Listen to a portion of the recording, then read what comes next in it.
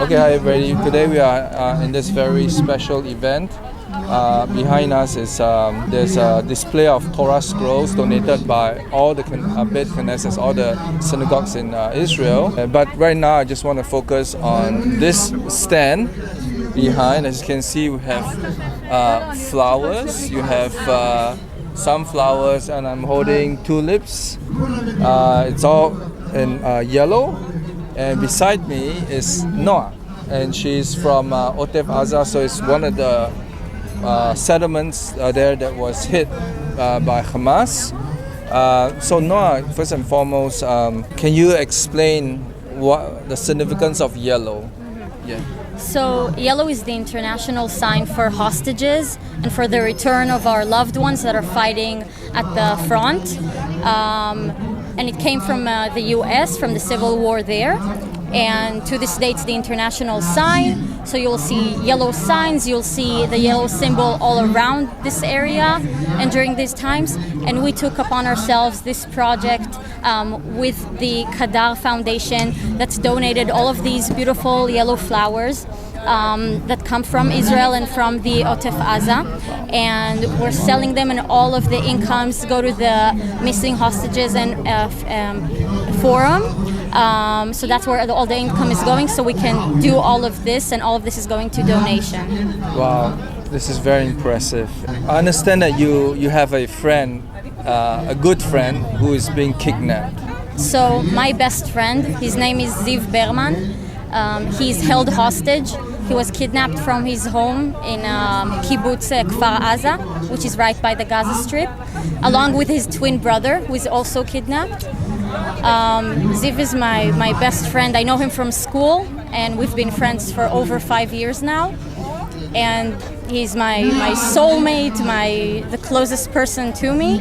And on October 7th, I understood, after I heard rockets and missiles are being fired and alarms going on in Israel, I understood he was in his room in the shelter. And I talked to him. He said he's hearing Arabic outside of his room. And he said he was very scared. And at around 10:30, I no longer had contact with him. He wasn't available anymore on his phone. He was missing for 10 days, him and his twin brother. His parents was rescued. They lived in a different house in the kibbutz. And after 10 days, the IDF has told us that they've been kidnapped by Hamas. And to this day, they're there because they don't stand with the criteria of being women or elderly. So they're still there currently. Hoping that we'll be able to rescue them or have negotiation and have them back here with us as well. Personally, for yourself, where were you on October the 7th in the morning? On October 7th, I was actually traveling in the US. So I wasn't here, but my family was. I heard about everything from abroad, from the news, and from my friends. Before it was on the news, I knew about it because I heard directly from them. My parents, their house was hit by a rocket, and I lost contact with them for a few hours. And eventually, I heard everything was fine. They managed to get the fire under control, and they were safe.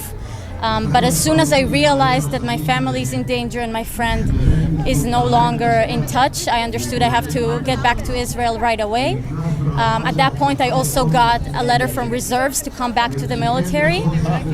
So I immediately came back, checked on my family that they're okay, and then went to reserves to join the army and do whatever I can to help protect whoever I can here.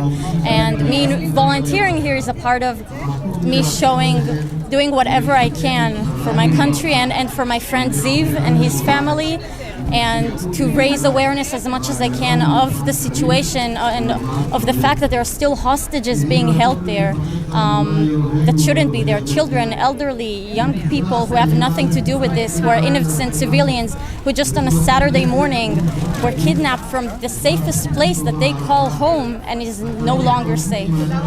This is called the Plaza of the Hostages, right? Yeah. Is there activities every day going on here? There's exhibits going on every single day. Celebrities that come over and singers and artists and politicians. And yesterday here there was specifically of Kfar Aza, the kibbutz, they had an exhibit here. And the families come here quite often. And a lot of visitors, both the media and the interviewers from all over the world and the Israeli media, to again raise awareness and to keep this in both our awareness and the world's awareness that this is still happening. So it seems that not just your life, but the life of Israelis have come to a standstill. Yeah. How do you feel about that? Unfortunately, this is a reality we've lived in our entire lives. So stopping our lives for war, for an operation, because of rockets and terrorist attacks isn't something we're not used to. But on this level, that's something new. That's very, very extreme. So the entire industry, our lives, everybody's lives completely stop. And they really can't go on until at least we have all the hostages back and until we're not threatened. This is the first time we're experiencing war within Israel, and it's not happening on the borders and outside of it, but happened between civilians in our homes, in our kibbutzes. Wow. So, are you studying? Are you working right now? You're studying? I was studying. I'm a student in college, and currently there is no school. They stopped completely everything. Schools are not, because usually the people who go to reserves are young people like myself. Right. So there is nobody who can go to the schools and universities at the moment. Yeah, so just a hypothetical question. Yeah. So assuming that the war continues for the next half a year, are you going to continue to prepare to not continue your life and just... That's a good question, because like personally I know my friend would want me to continue my life and be happy, but I personally don't feel like I can go back to my life and do everything that I have been doing until he's going to return. So for me, I'm going to say that I'm not going to go back to school and I'm not going to continue with everything I've done before until he gets back home.